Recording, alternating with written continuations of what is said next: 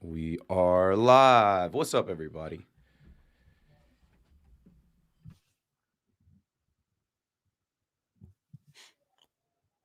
Talking Nets, about to get started. My guy Mike joining me. This is Mike's second episode of Talking Nets, but it's been a while. It has been a while. It was early onset pandemic, very, very early. I'm talking like right at the beginning of it. And we Yeah, talked I'm saying it was a different world. I'll say that. It feels like three lifetimes ago. I mean, everything, with Kobe passing yesterday. One of my friends was like, yo, when Kobe, was I with you? Were we going to a Yankee game when Kobe passed? I'm like, nah, that's impossible, bro. It's It cold. was yesterday, 2 years. I'm like, what we were going into was 2020, the worst year ever. We were going into the pandemic. That's how Mm. I knew we were in a bad position when Kobe died tragically. I'm like, this year's gonna suck. Yeah. And I remember that vividly. I was doing Uber Eats and I was delivering a pizza and I was listening to the radio and I heard it and I like froze. My whole body became numb and I just froze. It was just an Just awful, not awful moment. something you're ever. I'm still not prepared for it, man. It's just like I said on the radio last night. I thought we'd get to see Kobe be as old as Bill Russell. Mm-hmm. Mm-hmm. I'm like, it hit me like a ton of bricks, and like, Kobe's work ethic, the Mamba mentality, and his winning. It just like was something that inspired me young. I'm like, this dude doesn't care about anything else besides working hard and winning. Mm-hmm. It's that Mm-hmm. simple. I'm like reading his book now, and I'm like, this dude Mm. was so meticulous, every detail. Like he sprained his ankle, so to rehab and strengthen his ankle, he took up tap dancing, Wow. and hired a instructor. Like who does stuff like that? Like Right. because that was the best way for him to like get strength of being on his toes and strengthen his ankles. Like he's just a different kind of guy, Yeah, completely different. something I think I've learned from the people that like are the best at what they do is we always just see when they're at their craft, at their brilliance, Kobe in the finals, Kobe on the court, but you realize, and this just doesn't go for Kobe, I think it goes for a lot of people. It's the behind the scenes processing parts of what you do when nobody's watching you is when it defines how you get to greatness. And it's those parts where you see the difference in someone like Kobe Bryant, who I'm sure, and this sounds like a really interesting book that I'd like to read. He is doing things when people aren't up. He's working out. He's doing what you said with the tap dancing, and those are the difference makers that define him and made him special. Beyond, of course, the great talent that he was gifted as well. Yeah, I try to sleep 7, 8 hours a night. In this book, Kobe talks about just needing like 4 hours of sleep, and that if he got up early enough and worked out, he could take a nap later and then work out again. I'm like, and that's just for his lifting. That's not his shooting. That's not Right. his film. Like just as far as like him getting into lifting, that's where That's that's cool. that's where he was at. What's up? I see y'all in the chat. Brooklyn Nets 11. What's up, Talking Nets? My guy Jared, notification squad, always on early. Who else we got? Big Fan Breezy. Big Fan Breezy will be on the pod soon. Nice. What's up? Ray from Shirley, WFAN caller, checking in. Nice to see you on a different platform. Sports fan in class right now. Appreciate it. This isn't gonna go anywhere. Like I'm putting out the tweet now that we're on, but you can pause this or you can come back later. It's gonna still be on the channel. Congratulations, Talking Nets fans. We are officially monetized. It took 3 years, but we have done it. Nice. We have officially hit monetization. I'm just thankful because I know how long and hard I worked on the content, on the shows, on the vlogs, on everything, Mm. in hopes of this becoming monetized under John Boy Media. And, John Boy Media has blown up in the baseball world. And obviously, I'm not full time over there. I'm just working with them in a part time capacity, still doing Pinstripe Strong. But Jimmy and I have a solid relationship, and we talked, and he said, "Hey, man, take Talking Nets and run with it." And I wasn't sure if that was going to be the case. And where John Boy Media is at, they don't have any more time for projects. They're past the building stages of like Mm-hmm. seeing what sticks or seeing what is gonna like everything that they do now is major. And for me to be a part of that brand, that empire, that business, and come out of it with Talking Nets, I just feel blessed. I was in the Yankee world. I didn't really think about doing Nets content. I didn't think there was enough fans, and Mike and I will talk like I didn't know if the Nets would ever be good enough for a show or a podcast about them. I didn't want to do a podcast where we're talking about losing a bunch of games in a row like we are now. But Yeah. big thanks to everybody that has liked the page, subscribed to the page, shared a video, and that has supported me throughout this whole Talking Nets journey. Here we are. All right, we're going to start in 2 minutes. Just got to send the tweet out that we're live. Nice, I'll anybody retweet that you. missed it. And let's see. And it's good to see you got your count. Yeah, man. I like people. That's you talk about people not knowing what goes on behind the scenes and like how hard people work and stuff. Boy, I worked my ass off to get the Talking Nets Twitter back. Oh, I know. It's just so much work to get to that place. Like I could Yeah. imagine the feeling of like, oh my To goodness lose gracious, I a can't do that again. 14,000 follower account, like Talking Nets beat my personal account to 14,000 followers. So to lose the account, I'm like, yo, that's taking away everything we built on. And I've told the story how Universal Music flagged the account, and I had to get in touch with the guy from Universal Music, which took forever. And then I had to use a connection of mine that I had from when I worked at MTV back in the day. A young lady I worked with there, and I became friends with. She's super solid. I was looking on LinkedIn. I'm like, do I know anybody at work that works at Twitter? And I had one contact at Twitter, and luckily she's like a higher up there. She's worked herself up from us working at MTV in 2015. She elevated my case, and she told me once we get the permission from Universal Music to like unflag you, we can release your account. I swear I was leaving Barclays Center. I forget what game it was. And I accidentally logged in on my phone, and I'm like, we're back. And then I checked my emails, and we were back. I'm like, this is crazy. That's good. 8,000 DMs in waiting for you.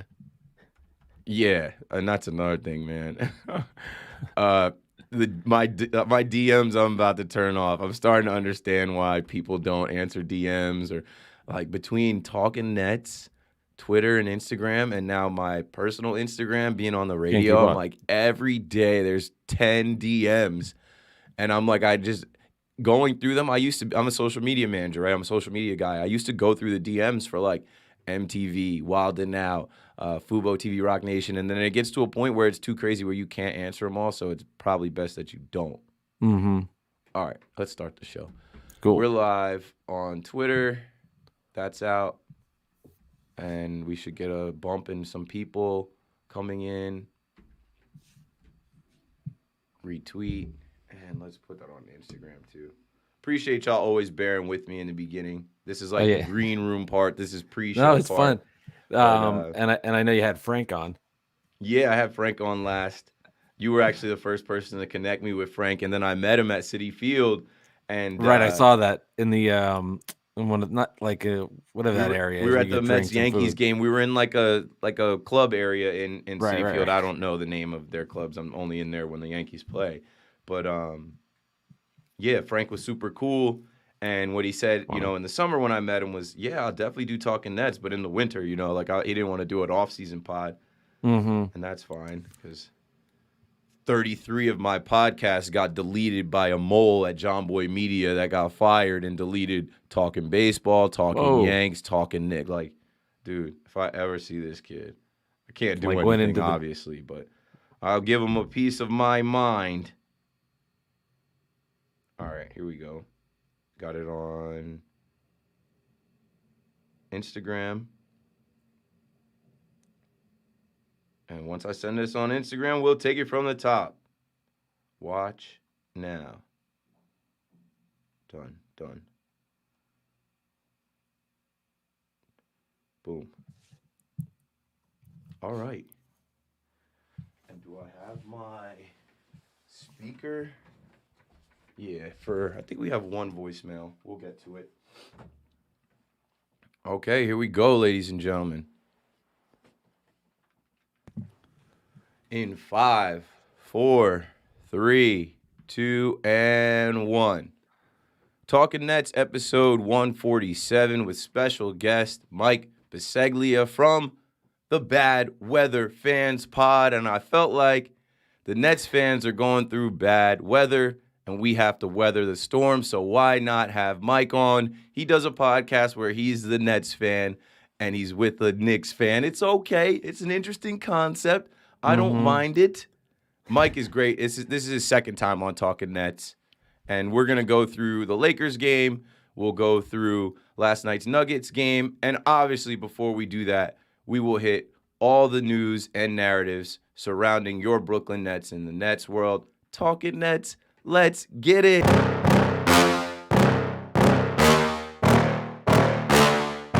Yeah.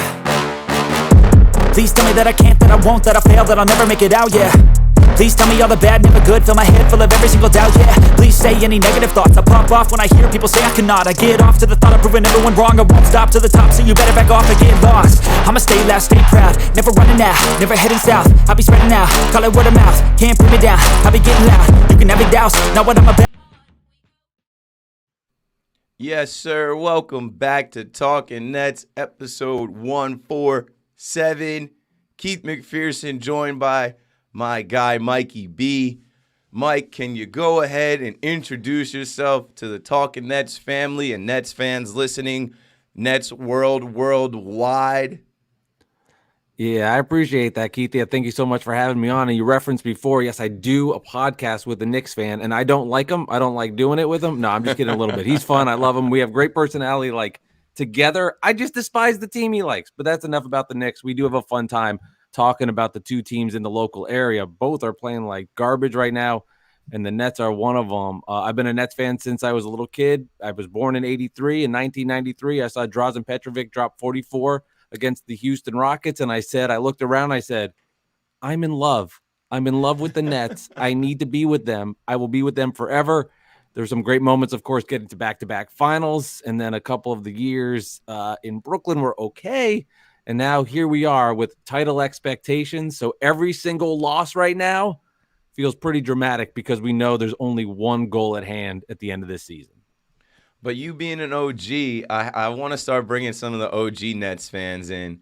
You know we've been through way worse times than this. Yes. Way worse losing streaks and way worse stretches. I've been joking on the last couple of pods and even on the radio. I'm like, Nets fans that have been fans of the team for more than 5 years know that we don't panic until the losing streak hits like 8. We've had seasons with losing streaks that go up to 6, 7. Then when we get to 8, it's like, okay, we're counting down the games to when it's going to end. I think Nets fans need to weather the storm right now. I literally called it. I said we might go into a 5-game losing streak, and it wouldn't faze me.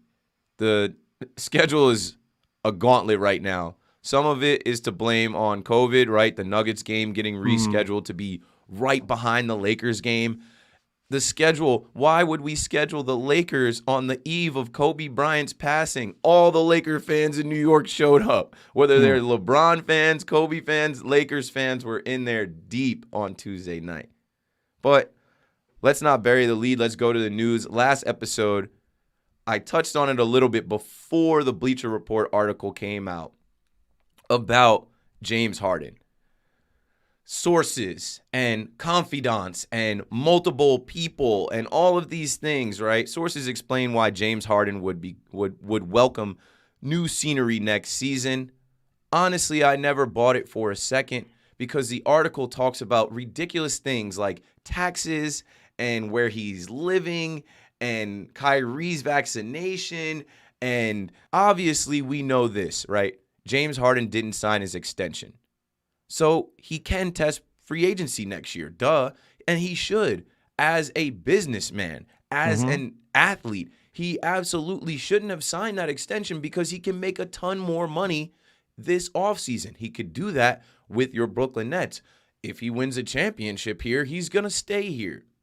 Philly, I get all of the connecting the dots. Daryl Morey, right? president with Harden in Houston, and people just start pulling things, right? Oh, well, in Houston, Harden was the man. He could do whatever he want with Daryl Morey. He probably misses that in Brooklyn. He hasn't said any of that. You can draw your own conclusions, but the first thing I said from people, James Harden actually said after the game last night, he said, reports. Did you hear it from me? If you didn't hear from me, then what's the report? I don't talk to anybody. Do you think James Harden during the season, Mike, is planting seeds with his representation or talking to Shams or any of these athletic or Bleacher Report reporters? No. He said he's frustrated, just like we all are, because we're not winning, and we know how good we could be. We know the expectation is to win a championship. Mike, tell me your thoughts around the whole James Harden Bleacher Report story, and then we'll move on with the Woj story that basically debunked it, and some of the other comments out there from credible people that actually put their names behind their words, versus a story that comes out about sources and multiple confidants and people in the industry and word around the NBA. Yeah, first off, let's start with this. I think all of these articles come out, and I think there's a hint of truth to these things. But what happens is they get blown up and they get blown out of proportion, and then they take on a life of their own. And with Twitter and Instagram and everything, it goes down a rabbit hole, and forget about it. You're not going to see this later. It becomes the biggest story in sports.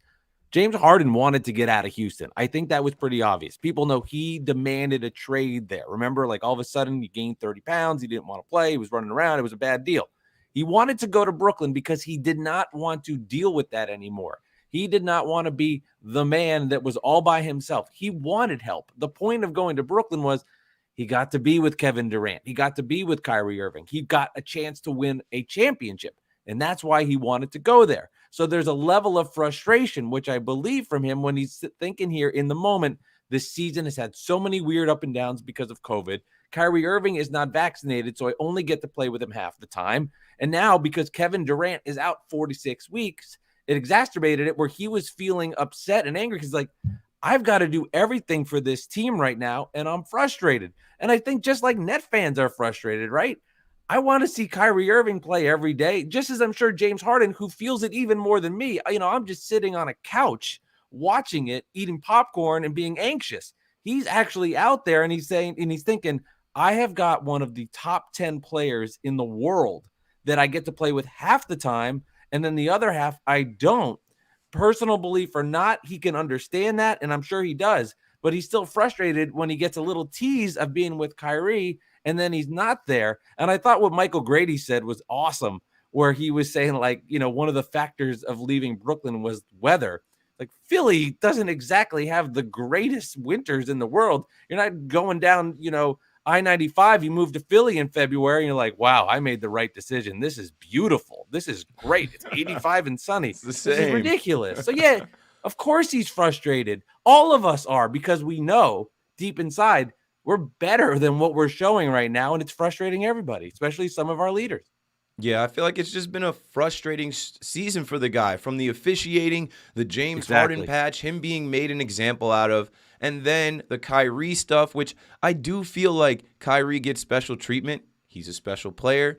But when you're also a superstar, when you're also of that upper echelon in the NBA, and you're James Harden coming from Houston where it was all about you, where you were the superstar, and you come to Brooklyn, and you see last year Kyrie's allowed to take leaves whenever he wants, right? And then going into this year, we have done everything we can for Kyrie around this vaccination, while all the other players are vaccinated. He's the only one that gets special treatment. That can start to wear on you, especially when you're the one night after night shouldering the load, putting your body on the line, you know, taking all the criticism online. Mm-hmm. I don't think James Harden is a internet person that reads everything, but things definitely get to him. They definitely reach him from other people. You think people don't send him texts with links or, yo, look what this person's take is, or look what they're saying about you on Twitter?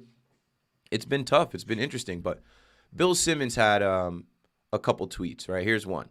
Bill Simmons writes, the Ben Simmons reports are becoming more and more ludicrous. Oh, Brooklyn is going to be leaping at the chance to trade James Harden for him this summer. Give me a break. You float pie in the sky stuff when you have no leverage. Philly has no leverage. He's legit damaged a trade asset. And then Bill Simmons goes on to say, Philly's cap is over $150 million next year, not counting picks minimums. It's impossible for them to sign Harden. Brooklyn would have to say, cool, we'd love to help. A divisional rival, and we'll make ourselves way worse with the guy who melted down a year ago then wouldn't play. Why are, all right, have you guys ever watched Ben Simmons play? I've watched him in Barclays Center, I think 2 or 3 different times. He crushed us one time. I think it was Martin Luther King Day. He had like a 34-point triple-double. He was bullying like Jared Allen. Way different team, whatever. He is a good player, but he's not the answer for this team. He can't shoot, and he's a coward. I understand that there's mental illness issues, but I looked at it before we knew about the mental issue stuff as cowardice, right? You couldn't just make an open layup or go for a dunk when you had it in the playoffs, and then when your team spoke out about it, you hid, you flew, you couldn't be accountable. I don't want a guy like that on our team. Not in New York, not in Brooklyn.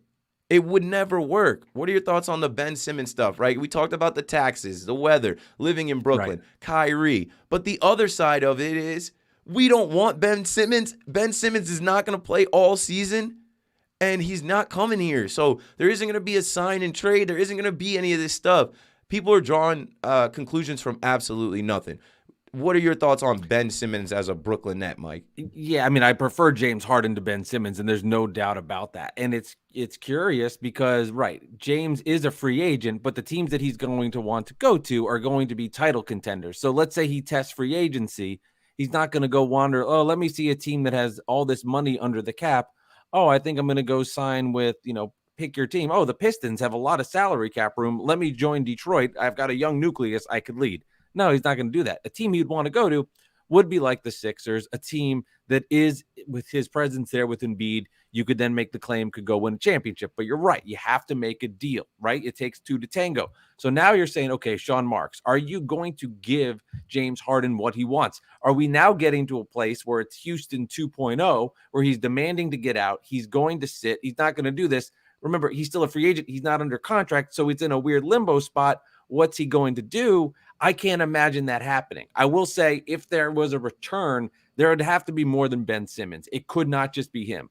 Picks would have to come back. I like somebody like a Seth Curry to join the team to give them some shooting. There would have to be more assets involved. Ben Simmons intrigues me because I see a guy like you had mentioned before in big moments. He doesn't show up. He's not there.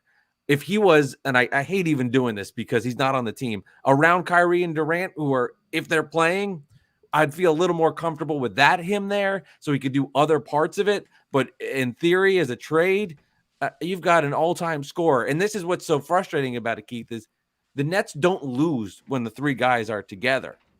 When it's those 3, they're unstoppable. I mean, but it's been such a tease to the Nets fans because we don't get to see it ever. 13-3 or whatever the record is when they're together. Last time we saw it was versus the Bulls in Chicago, and the Nets beat them by 40 in the second half. And you don't get to see it. But then we have to hear the rumors. Kyrie's out half the time. Durant's hurt. And it's like this regular season feels like we're just kind of floating in the ocean, just kind of waiting until we can get back to shore and say it's the playoff time. And that's why it's like I'm so focused in the moment. It's like, give me a break about this crap with Ben Simmons in the Sixers. Right. I'll worry about that when we get there. What I care about now is just seeing something that all Net fans have waited for, the trophy in our hands, hugging it, holding it, cuddling with it. That's what we're thinking about. We're going to get there, man. That parade is going to be a movie. We're going to get there. And a year ago last year, we got Harden, and I was so excited about it because I knew KD, he's got an injury history. He's the greatest player on the planet, but he's a straight up and down thin guy. I don't want to say he's fragile, but every year he's got something, whether it's a hamstring, the Achilles he came back from, and now this knee injury. Harden doesn't get enough credit for showing up here thinking that he was going to play with superstars and then being the only superstar. Kyrie taking leaves, and now Kyrie's situation with the vaccine. Imagine if this team didn't have James Harden. Imagine. And what we saw was this team with only James Harden at times last year and really this year. And it's like, imagine Ben Simmons being in that position. Ben Simmons showed up to practice in sweatpants with his cell phone in his pocket. I don't want that guy leading a team. I don't want that guy on an island by himself. He would never be able to work with Bruce Brown, DeAndre Bembry, You know what I'm saying? He'd never be able to work with Javon Carter, a couple rookies in Cam Thomas, Kessler Edwards, Day'Ron Sharpe. We are blessed to have James Harden. I'm glad that Woj came out with the article. For years, I've heard that the Nets use Woj to send their messages. So when Woj was talking on ESPN the other night, and then when the article came out from Woj where, Harden has expressed commitment to Brooklyn, Sean Marks, and Joe Tsai, yes. Do we have to remind y'all? Media Day. Something that bugged me about Media Day is all of the focus was on Kyrie, and Kyrie wasn't even there. And I love Kyrie. I'm a big Kyrie guy.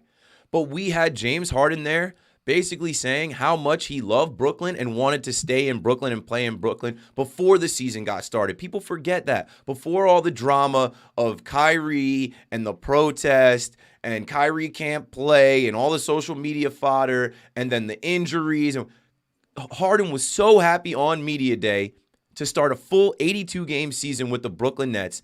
And no, he didn't sign his extension, but he expressed, I love it here. He said something along the lines of, I'd like to spend the rest of my career here. And that went over people's heads because everyone was focused on the vaccine and Kyrie Irving. It's not right. It's not fair, but it is what it is. Let's move on from the Harden nonsense. I wanted to spend some time on that so we actually could talk about it this episode. I don't ever care to spend too much time talking about losses, especially losses when we don't have our team. Like, I'm not going to spend time breaking down what James Johnson did. There's literally no point in that. So, Javon Carter made some shots. We're going to talk about Javon Carter. I will give Javon Carter his props because Nets fans have dragged his name. But let's move on from the news and narratives to injuries. Nick Claxton didn't play last night. He had missed some games with the hamstring. He came back in the Lakers game. They sat him back down last night. It could be for rest. It could be, ramp up. It could be just precaution. Kevin Durant, is out. And he had a podcast that came out with Eddie Gonzalez. I had Eddie Gonzalez on WFAN yesterday to talk about the Etceteras podcast. It's a great podcast for Nets fans and basketball fans because you get to hear KD in a way you never hear him. KD is so calculated with how he answers the media, with how he does interviews, if he even does interviews on his own podcast with his boy. He opens up in a way that we don't ever get to hear him. He talked about how confident he is in this group, even the rookies. He talked about his injury. And it's just like, he's not sweating the injury. He said he thought it was really nothing. But then as he walked a little bit, he's like, no, I better walk off. I swear, y'all, it's a blessing in disguise that in this middle of the season, which KD also spoke on as January, February being the dog days of the season, like in baseball, August is the dog days of baseball.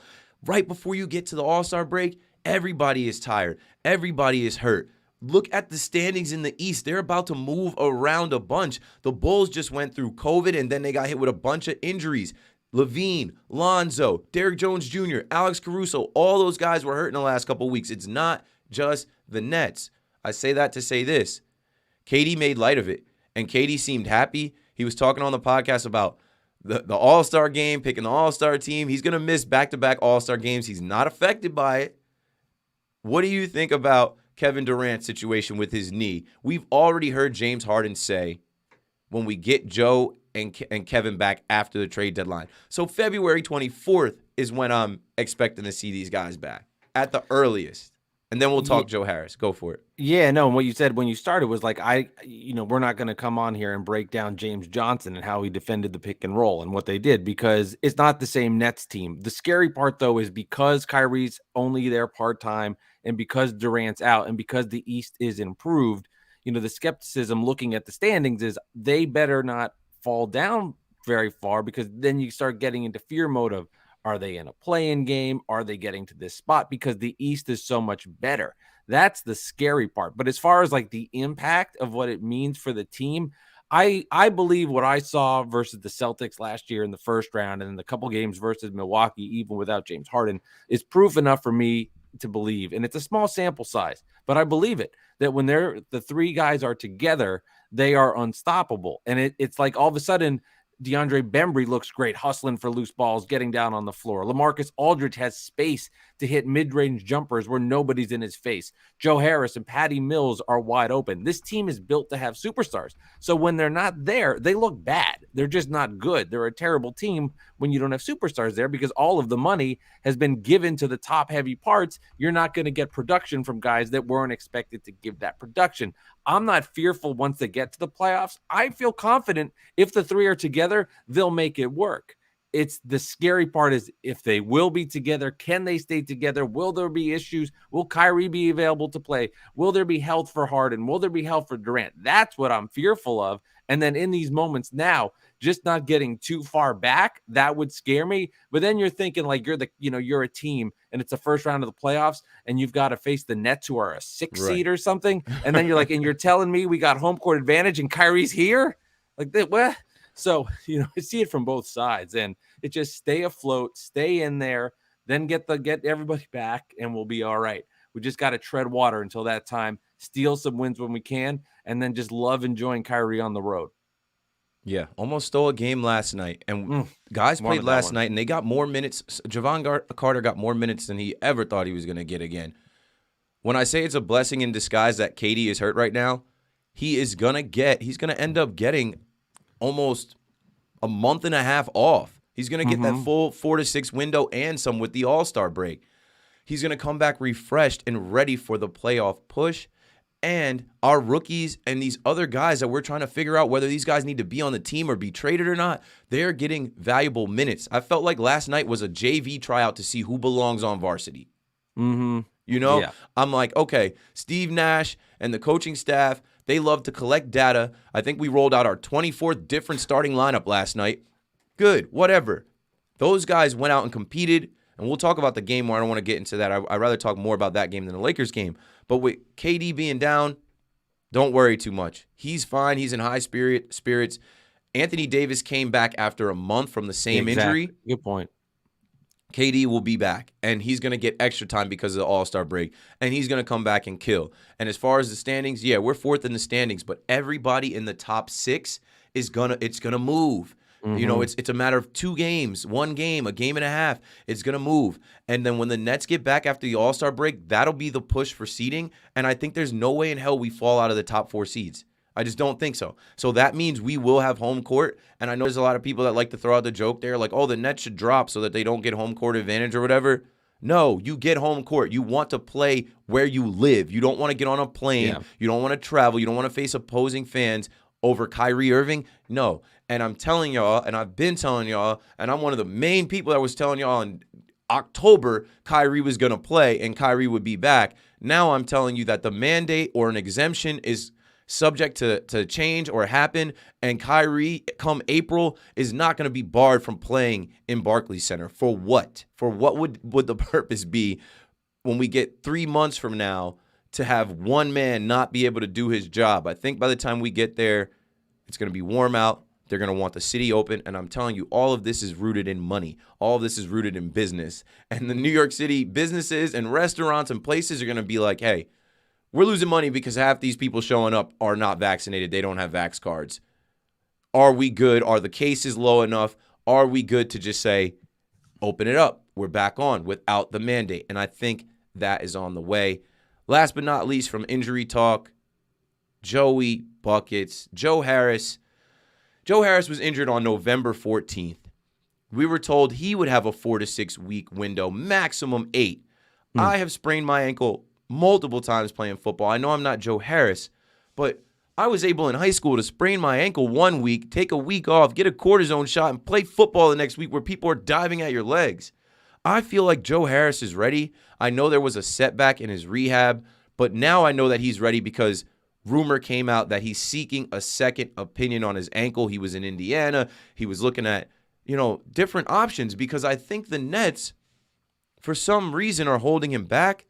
I don't know what it is. I don't know if it's a precaution from the medical staff, or I don't know if it's like, hey, just save him till the All-Star break and have him come back with KD and make this push. There's no point in having Joe Harris out there right now. We're fine with the guys we've got. We know what Joe Harris is. Make sure he's good and doesn't have any setbacks once he returns. What are you thinking about our guy Joey Buckets, man. I miss him. We need him more than ever. When I look at the box score every night, I'm like, this isn't what the Nets box scores used to look like as far as three-point shooting and three-point percentage and made threes. And then it's also not what we used to look like on the floor with the threat of Joe Harris, one, spacing the floor and creating space for guys like Harden to operate, Kyrie to operate, but also drawing a defender where they have to respect it and they have to defend him.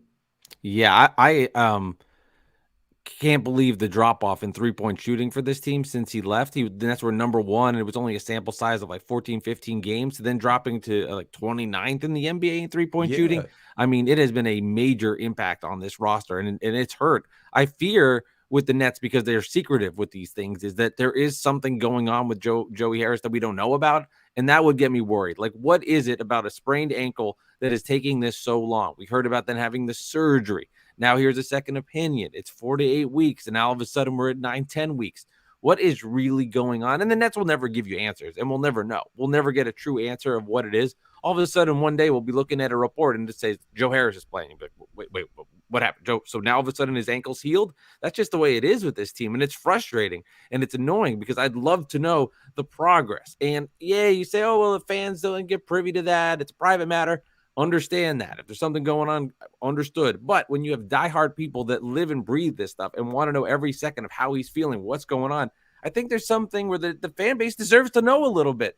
And he's somebody that is so ingrained in this Nets organization, so important to them, somebody that has just been through the bad times and gotten here and become a second-round draft pick, to the guy that won the three-point shooting contest, to a guy that is a lethal threat in top 3 in the NBA from three-point range. I think Net fans deserve to know what's going on. I mean, just for mental clarity, if it's like we can move on or not, I'd love to know what's going on with Joe. They need him out there. It's abundantly clear. They can't shoot without him. They need him there. And Patty Mills has been excellent. And as he goes, the Nets goes. When he goes down, the Nets go down. But he needs help because Patty Mills wasn't brought here to be that kind of offensive weapon. He was brought here to be a sub-in for Joe Harris, or if Joe's off one night, like we saw in Milwaukee in the playoffs, here's Patty Mills, who's got the most experience of all the guys from his time with the Spurs. We can plug him in. But when you lose that one domino, man, it's really impacted this Nets team. All teams go through injuries, and for the Nets, this is one of those non-superstar guys that's really, really hurt this roster. It's been a problem, and he needs to get back for this Nets team, or, for spacing purposes and helping guys out. That's a huge blow for the Nets. It really is. Yeah, this is Joe Harris. He's the last of the Mohicans. He's the last of the old regime Nets. Us Nets fans that were here in 2015, 16, 17, like, we have a special place in our heart for Joe Harris. We see him on the sideline, right? I've been watching him. He came out of the boot, then he's in shoes. Then when we were in Cleveland 2 Mondays ago, we were in Cleveland, or last Monday, there's an Instagram story of him trekking through the snow to go get coffee with Tiago Splitter and Patty Mills. So I'm like, if he is walking through the snow to get a cup of coffee, that ankle is fine. What's going on? We don't actually know. Let's move on and talk about these games. All right. I don't really care about this Lakers game. Mike, did you go to this game? I was at the game. I was not. I was smart decision. I enjoyed smart watching all the Laker fans. Yeah. Your Brooklyn Nets host the Los Angeles Lakers on Tuesday night at Barclays Center. We lose the game 106-96, but it wasn't really that close. No. What I'll say about the game, and I said this on air at WFAN, is it was Kobe night. It was the eve of Kobe Bryant's passing. It was, LeBron James. I said LeBron James has been in the league a decade longer than the Nets have been in Brooklyn. I don't know what is so hard for people to process. Stephen A. Smith, the problem with the Nets is they don't even have their own fans in the arena. What are you talking about? We have a whole section called The Block, the Brooklyn Brigade, with 30, 40 of us. But there are hundreds of Lakers fans in the general greater New York City area. People flew in for this game. The casual fan that picks one game a year comes to this game. That's why the ticket prices were so high. And I go to games. I've been going to Barclays Center since 2013. It is way better now than it was back then when rival teams would come here. When rival teams would come here, it was literally like, wow, no, there literally are no Nets fans, and that narrative existed. I didn't mind it. I made jokes like, I think even on the radio, I'm like, there's too many yellow jerseys in here. But I knew that. It's the same thing when Steph and the Warriors are in town. Steph Curry, LeBron James, they are global icons. They have been with their teams longer than our team has been in their arena. Think about it. It takes time. The Lakers were established in 1947. The Brooklyn Nets were established in 2012, 13.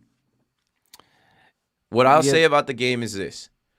We weren't supposed to win that game. I watched the spread change from the Nets being favored, I think -2, 2.5. Then Anthony Davis is announced back, and we only have Harden. We weren't supposed to win that game. I don't know why Nets fans get so upset after every game, especially when the Nets don't treat these games like statement games. They're not. They're regular season games. It doesn't matter. And then when you look across the court, you have LeBron James, you have Anthony Davis, you have Carmelo Anthony, you have Russell Westbrook. Then you have role players like Malik Monk going crazy, Stanley Johnson, THT. The Nets are not supposed to win that game with, I'll literally throw the box score back up here. The Nets are not supposed to win that game with Javon Carter playing, with Bruce Brown playing, with Nick Claxton in his first game back, DeAndre Bembry starting, and then 2 rookies starting in Kessler Edwards and Day'Ron Sharpe. You know who struggled in that game? Cam Thomas. And I said this too. Cam Thomas put up zeros. If you look at the bottom of the box score, he was 0 for 5 shooting, 0 for 3 from deep. Zeros. He had 1 assist, 3 rebounds. But you know what about Cam Thomas? Cam Thomas was probably living a moment he dreamed of. He's a Kobe fan. It's the eve of Kobe's passing. And the Lakers are in town, and he's on the floor looking at the team he grew up rooting for with Kobe Bryant on the team.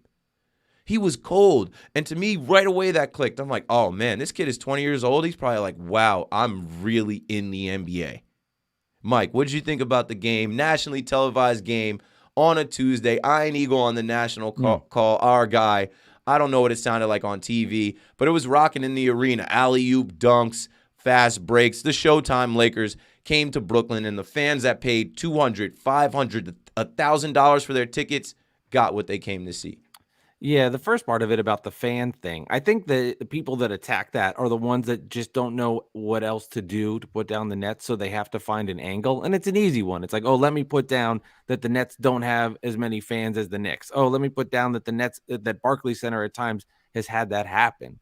It's just it's a mechanism because of anger and jealousy, so let me find something that's easy and sneaky to get at, because I'm upset that our team doesn't have that roster. And that's where that comes from Stephen A. Smith. It's a jealousy thing. So let me find a way to put that down.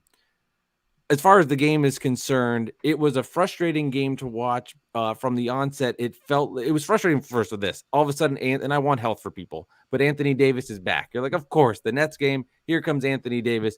And that was, he laid his mark early with a couple of block shots. LeBron got out in transition, and it was a difficult game for the Nets that they cut it a little bit in the third, but it never felt like they really had a chance to get over the hump and win that game. Frustrating all around from them. And I like what you said about like this as being, a tryout for them for some of the upper games and seeing who can be the guy in spots that can help out. Like for me, it's been really frustrating seeing the regression from Bruce Brown, who last year was such a key, integral part of this team, such a good role player that was so helpful, to now being somebody that's a liability out there for this team on the court. Like that upset me. And the other part that upset me was I watched Malik Monk, and I'm thinking to myself, that's the kind of guy with this Nets team that would just be perfect, can spread the floor, hit shots. I saw it in the Nuggets game. Austin Rivers is just hitting three after three. Why didn't we sign these guys? They were available. That's the frustrating part, where it's like, okay, Paul Millsap, I say his name wrong every time. Paul Millsap isn't on the court. James Johnson has moments, but he can't spread the floor and shoot. And all of these role guys there's not enough shooting on this team. And I think I got frustrated when I'm seeing Carmelo Anthony just knock down shot after shot after shot. And he's not the same player that he was, obviously, but he's still a guy that can get buckets. The 3-point thing, man. He's been bothering me doing that forever. Three to the head. Shots. Even though I loved it because him and I I was a freshman at Syracuse when he was there. So I liked him with the championship. So I have a sweet spot and a special place on my heart for Melo. He's the king of New York. He had a ton of fans in there. I saw a fan in there with a Lakers a Lakers Carmelo jersey and a Knicks hat on. So there were also Knicks fans in there for Carmelo. Right. Yeah, no, so it's just frustrating seeing that that offense and the lack of what the Nets have. But again, I say without your superstars, their backups get exposed mightily. But I think we're learning in these moments. The Nets, we'll see what happens with Joe Harris. They need to find more shooters to fill out this roster going into whenever, with the trade deadline and their championship push. Yeah. And I'm glad you mentioned that because the trade deadline is approaching. And in between these games, I want to talk about who is on the block. For me, obviously, we know Millsap is going to be out of here. Happy trails to him. I thought you were ring chasing. I thought you wanted to just come here and play a role, but he wants a bigger role. He's washed. He's past his prime. I don't know where he's going to get that. Send him to the Kings. Send him to the Rockets, the Pistons, whatever. And if we can get somebody back that can shoot in a package, great. I don't know how many picks we have to move. Obviously, we had to move some of them with DeAndre Jordan and some other deals we had to do. But for me, it's Paul Millsap, Bruce Brown. Bruce Brown was posting on his Instagram a couple weeks ago, I want to be booed up. I guess Bruce is struggling on the floor and off the floor. Bruce has a special place in my heart. BB, Bruce Brown, when he had the mask, he played tough for us last year, but I can't watch him miss another layup or floater. I can't watch him under the basket not be able you've been around Kyrie for 2 years. You haven't watched Kyrie. Kyrie doesn't miss layups. He's got the most elite layup package. It doesn't matter if it's his left hand, right hand. Kyrie gets that close to the basket, it's going in. Learn from him. And if you can't learn from him, Bruce Brown was an all-star coming out of high school. He could have played football. I don't think it's too late. If no one wants Bruce, release him. He could go to the NFL. NFL offseason is already hit. There's a bunch of teams not playing Bruce. Maybe you can get a tryout, be a safety. I see Bruce Brown maybe being a safety. I think his time in Brooklyn has passed. Yeah. Javon Carter, applause. Good for Javon Carter. He can shoot.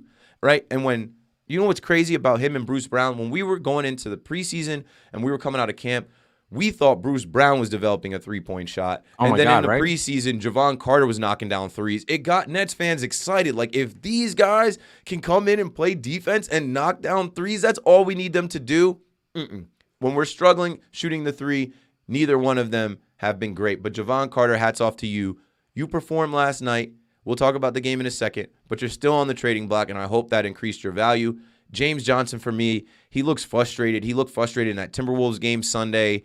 He's trying to be more than he really is. I don't know what his role is going to be with this team in the playoffs. If they want him to be this enforcer, I don't know. He's a MMA guy, like a black belt or whatever. I get that to keep him on the roster. But I don't know. And then Blake Griffin, I don't know what we're doing with Blake Griffin. He played 6 minutes on Sunday, 11 minutes the day before, 15 minutes. When he comes in, I feel like he gives us energy. And he stopped shooting every three that he gets a look at. Right. What his value is playing defense, drawing charges, setting picks, getting rebounds, putbacks, being a big against other bigs. But those are my guys. Bruce Brown, Javon Carter, James Johnson, Blake Griffin, and obviously Paul Millsap on the trading block. What can we get for those guys? I don't know. Yeah.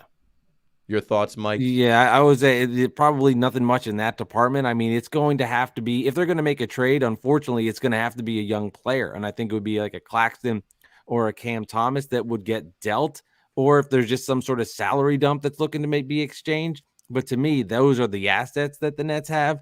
I think what you said about, Bruce is so interesting because he was so good last year. And I had a sweet spot for him too. And I was so excited when they re-signed him. And I still think there's room for him to improve and get back to where he was. And that's the mental part of the game where it's just gone south for him. And at least like people are giving crap to Javon Carter, but and everybody's like, oh, he's too confident. Why is he taking the shot? At least somebody's confident to go out there and give an attempt instead of seeing the open shot and giving a pump fake that no one's going to go for and try to distribute the ball that way. At least there's some sort of turn it over. At least there's some sort of confidence on that front. But it just goes back to the construction of the roster. And it's like we're frustrated. We don't know this. We don't know that. I think Steve Nash, unfortunately, doesn't know. And this goes back to why James Harden was annoyed. Part of that report is we're 50 games into the season and we still don't know who we are and what our identity is. And this season really shifted when the Nets got just blasted on the COVID front and they really got, like a lot of other teams did. And the young guys came in, and that was such a fun little stretch with KD. The Nets took 2 out of 3. That fun win versus the Toronto Raptors, got the win versus the Sixers, and then nearly pulled off the upset versus the Magic. And I say upset, but it was based on who was playing. Then the old guys came back, and all of a sudden the blending of the two has created a weirdness It's too that many they were guys. just that they weren't. There was no rotations. Didn't know who was there, and then all of a sudden now here we are with the injuries, and we're in our reality. There are some NBA teams that don't empty their bench ever. There are some NBA teams, they know who their starters are, and they have maybe 3 guys come off the bench, 4 guys coming off the bench, even with injuries. And I know injuries hit us, COVID hit us, and then when we were forced to play our rookies, we found out that these rookies are ready. Hats off to the Long Island Nets. These guys haven't seen Long Island, right? Day'Ron Sharpe and Kessler Edwards are in the starting lineup. Cam Thomas has been put in that role of the 6th man coming off the bench and giving y'all buckets. And we haven't seen much of David Duke Jr., but David Duke Jr. got some starts when he first debuted. So I think that mixed things up. And with a second-year head coach in Steve Nash, maybe you're giving him too many options to play with. Because like I said, I think we rolled out our 24th different lineup last night. And it's like, damn, last year I think we set the record with like 35. Are we going to go and do that again? When you talk about continuity and you talk about James Harden being frustrated, trying to figure it out and find an identity, there's too many variables. All right, let's talk about the Nuggets game last night. Second half of a back-to-back.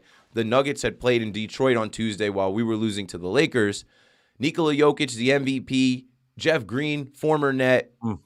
These guys come to Brooklyn and they handle business. I didn't expect us to play as hard as we did in that game last night. So what I'll start off by saying is it's good to see these guys compete. We're still looking at these JV players and seeing who deserves to be with the varsity when it's time to play. I saw a lot of energy. I saw a lot of tough basketball. And you know what the biggest thing I saw last night, and this is not a knock on James Harden, but I know people have already twisted it to be ball movement. It was, yeah. Bringing the ball up the court with some type of urgency, and then everybody touches it and everybody can be a scoring threat, and it keeps the defense off balance. There was no way for the Nuggets to game plan for what they saw last night. But they've got a good veteran head coach and good veterans on that team. They were able to rest and adapt on the fly and close that game out in the fourth quarter. We had a lead of 11 points at one time, and I'm like, I wouldn't have bet $1 on us to be up on the Nuggets 11. I'll put the box score back up.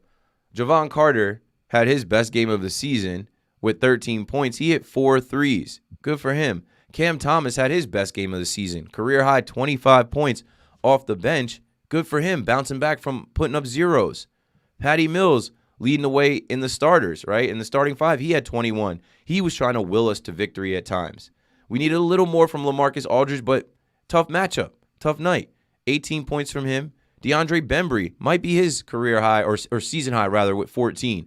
James Johnson, 12, most he's had. Kessler Edwards, that's not his season high, but, man, Kessler Edwards is all over the place defensively. I don't care what he puts up as far as scoring because we've got enough guys that can score it. Mike, what did you think watching the Nets shock the world for a little while and compete in that game and actually give fans at home an entertaining game for 4 quarters? I heard that, the arena was a little quiet, back-to-back.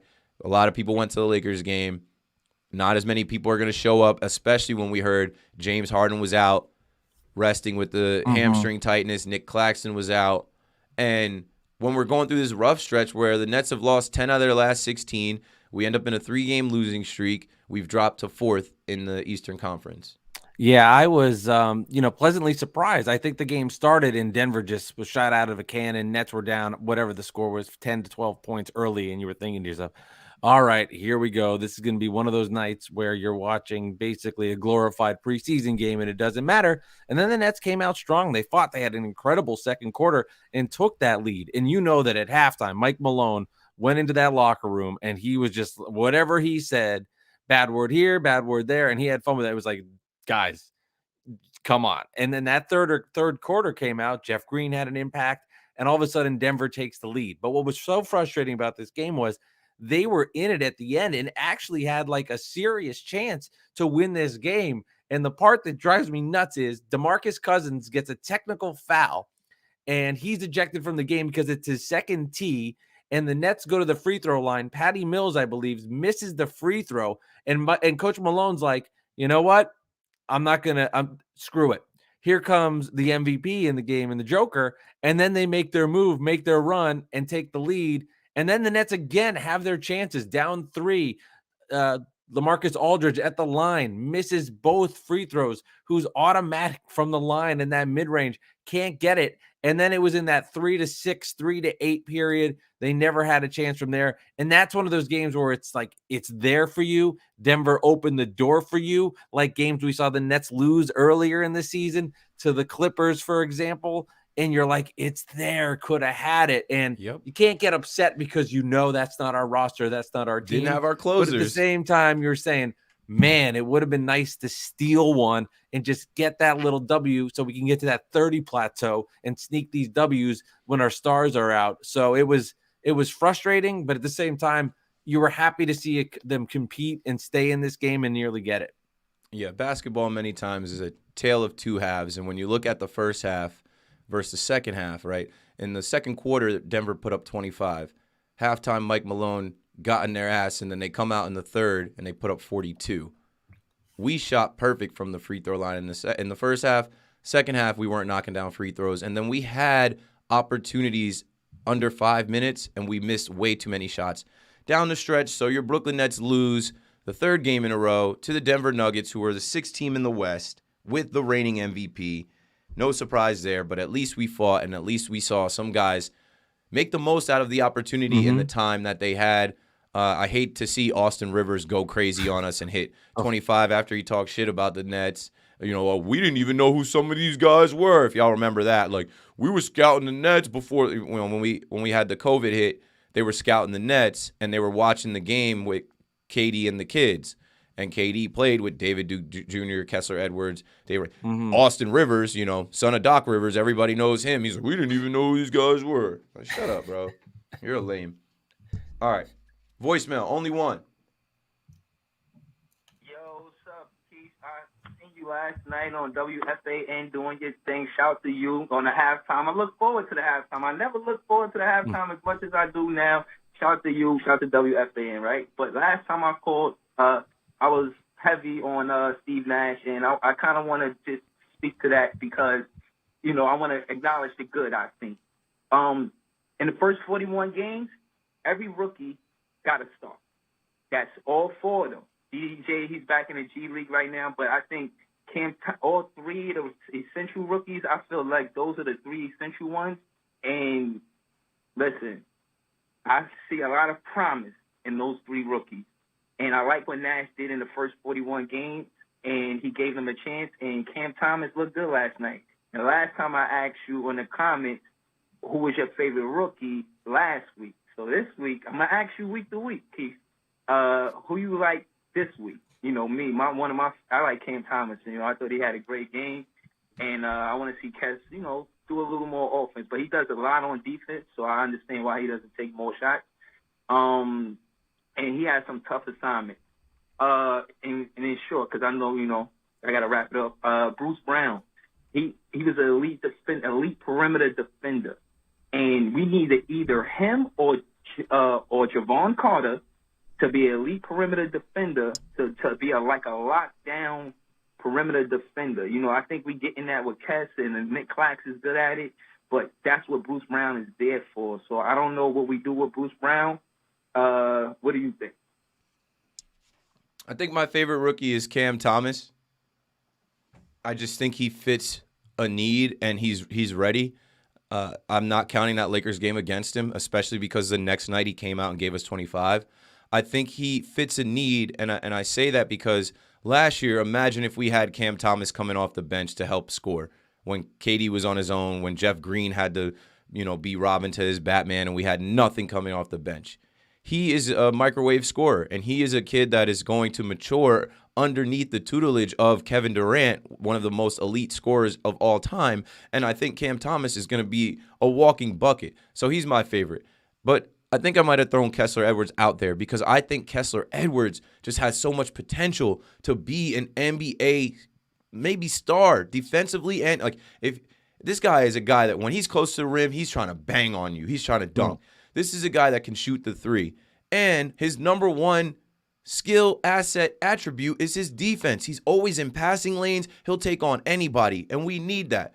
Cam is my favorite rookie. Mike, who's your favorite rookie on this team? I love what Cam has done, and I'll say Kessler Edwards, but it's weird to me because I think there's two Nets teams. I think the Nets full with their full roster with Kyrie, Durant, and Harden. I think Kessler is a good fit there because he can hit outside perimeter shots. He can defend. He can, he's an athletic guy that can dunk and get to the basket. So to me, that makes sense there. Now, if we don't have any of the stars, we need Cam Thomas because we need somebody that can get buckets for himself. So I like both guys, and it's a cop-out answer, but at full strength, I think Edwards is Kessler Edwards is the fit for them. But if they need, like last night, for example, I think then Cam Thomas is a player that would be more beneficial because he can score and he can create for himself. Yeah, and you also mentioned Bruce Brown and what to do with him. You got to get him out of here.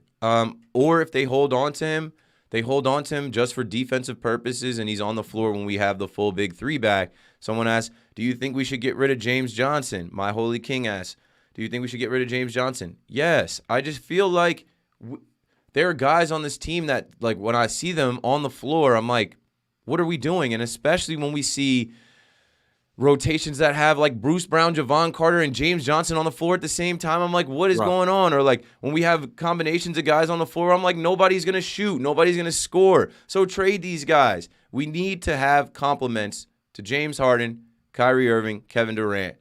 And that is the priority with this trade deadline coming up. All right, go ahead and throw you guys questions. Go ahead and fill up the chat with questions as we close. We got to get out of here soon, so we'll take questions from the chat. Where is David Duke Jr.? Long Island? I don't know. I mentioned he got some starts when he first emerged, but we haven't seen him out of all the rookies. I think they were big on him, like his rebounding and stuff. That Houston game was his first debut, but we haven't seen him since. Do you have any info on where David Duke Jr. is? I don't think so. I saw him in the G League. He's with the Long Island Nets. Yeah, he's just with the G League. He tweeted last night, like when Cam Thomas was playing well, so he was watching. I'll tell you that. He was acknowledging there was a game. He's fine.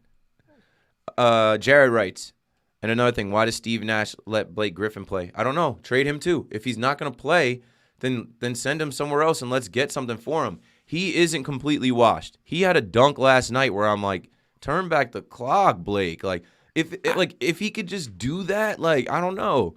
It's in there. I'm cool with Blake staying. I think he needs to be here. I think in spot duty, he can be beneficial for the team. I think when you need him all the time is the problem. But in a moment where you need a big body to bulk up maybe against somebody, or he gives a little spark of energy, I think he's still going to be an impactful player in that sense for the Nets. So I wouldn't say, hey, get rid of Blake Griffin. And also what are the other options? And that's sort of the problem. Like, what do you do I if just he's feel not bad there? for him, bro. They benched him. Left. He was getting DMPs, and then like he worked his way back. He had the whole blue collar boys thing, and then he got back on the bench.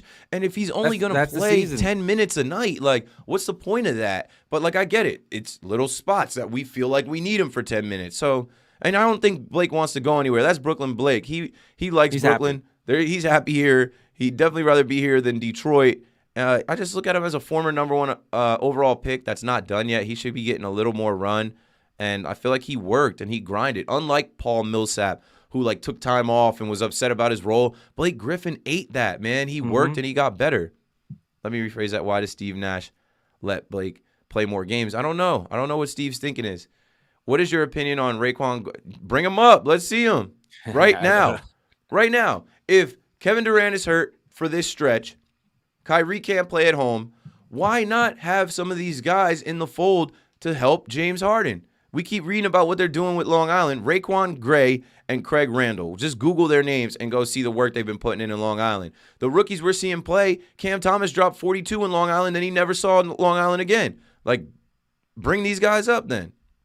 All right, any more questions? Going once, going twice, going 3 times, and we're out.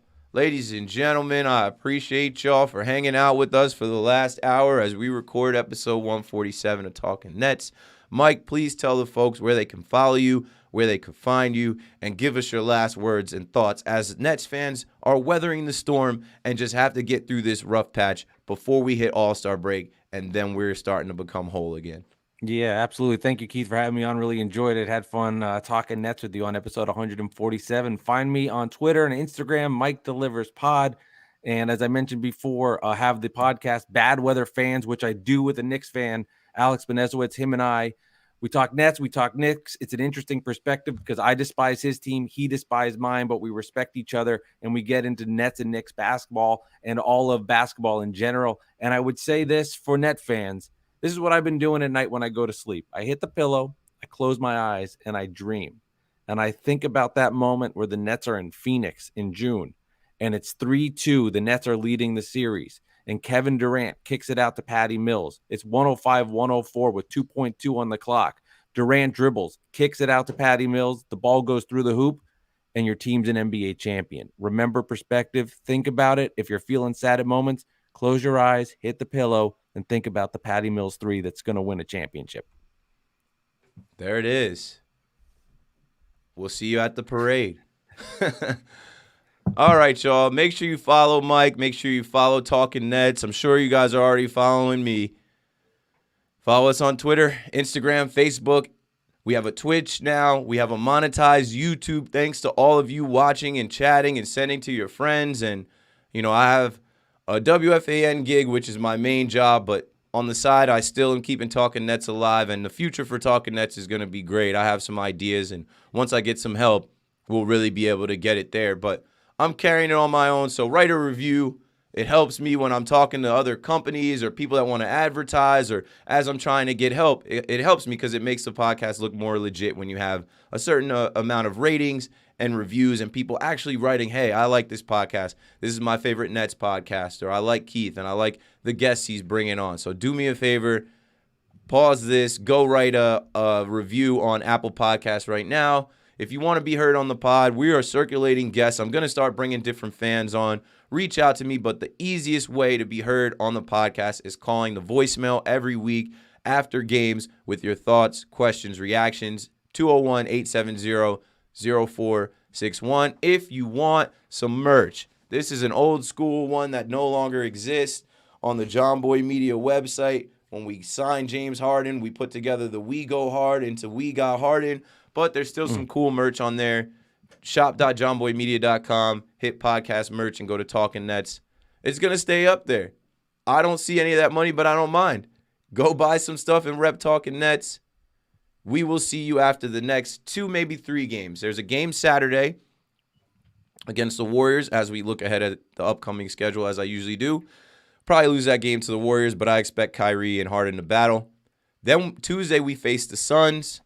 They're the best team, best record in the entire league. That's probably a loss on their home floor. We will be back. After that, we have a Sacramento game against the Kings where we should win. So let's say we'll be back after the next 3 games, because I like to talk about 2, but there's a back-to-back, so I don't want to do that. We will record the next episode on February 3rd. That's a Thursday. We'll see you then. You know how we end things with the Let's Go Nets. Let's go Nets. Brooklyn.